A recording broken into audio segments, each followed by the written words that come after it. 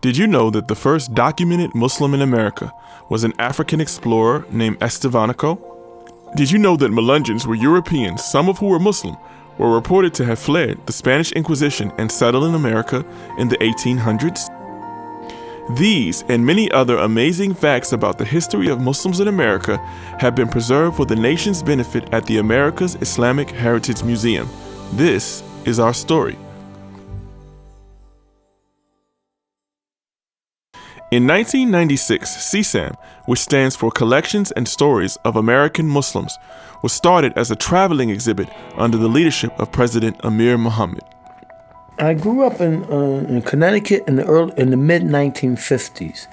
French Americans, Spanish Americans, Puerto Rican Americans, Black Americans, Italian Americans, Scandinavian people today, we identify them by their culture or their heritage that they came from. And some of them were my best friends that taught me and showed me the humanness that we're all one. Amir's uniquely diverse upbringing would serve as a foundation for him later in life.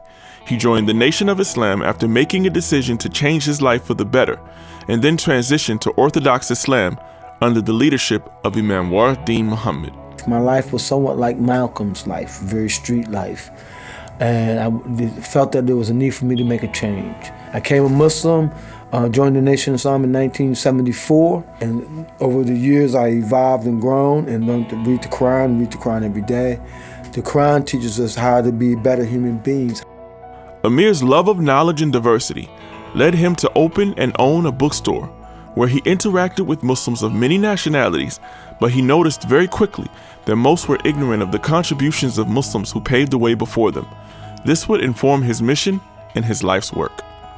And I saw that there was a disconnect with the Muslim community, that there was a need for them to understand that Muslims have been a part of the American fabric since its beginning, since its inception. And I saw that they did not see that connection, nor did they see the African-American Muslim as being Muslim. We developed a traveling exhibit, maybe 40 pieces. We travel all around the country with this exhibit.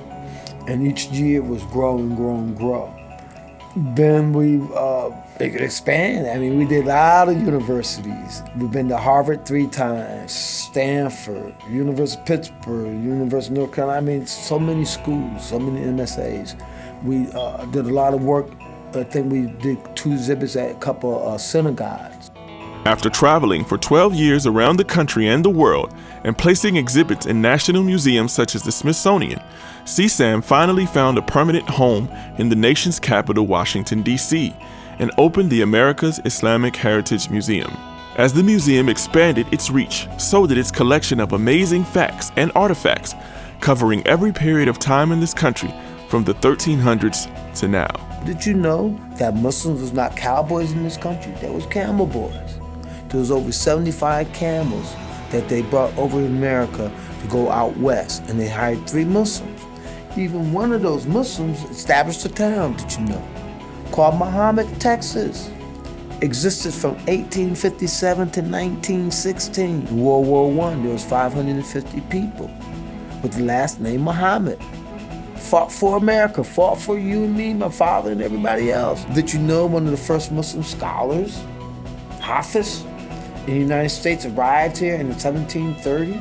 Manhattan, Coney Island, was established and founded by a European Muslim, Anthony Van Jamerson.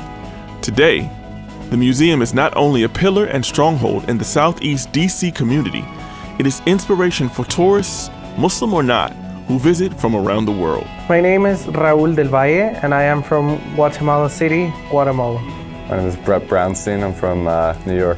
My name is Leonte. I live in Washington, D.C. I'm Yusuf from Al Fateh Academy. The Islamic heritage and the Muslim practices were something I didn't know much about it. I got to learn deeper understanding on the impact and how valuable all their efforts have been to American society. It helps me realize of what big accomplishments we have made and the different things we have done. The impact of the museum is great for the community in a positive way. We've been told by several people in the community especially some of the Muslim sisters, how being here is a protection for them, because we do so many community outreach programs like the feeding of the children and giving out the free food on each month, and then we gave out free turkeys right before Thanksgiving.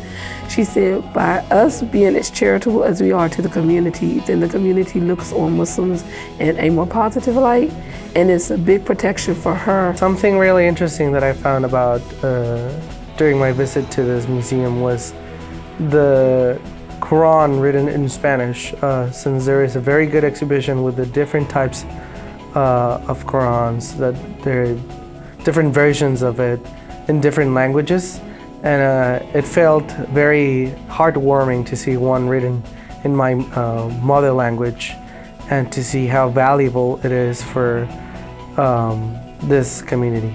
I learned a lot about this neighborhood, the people that live here, how long they've all been here, and how they interact within this community, what it means to them. And I see a lot of people coming in and getting snacks, students from schools, and it shows like a real community. Everyone kind of knows each other, doesn't matter what age.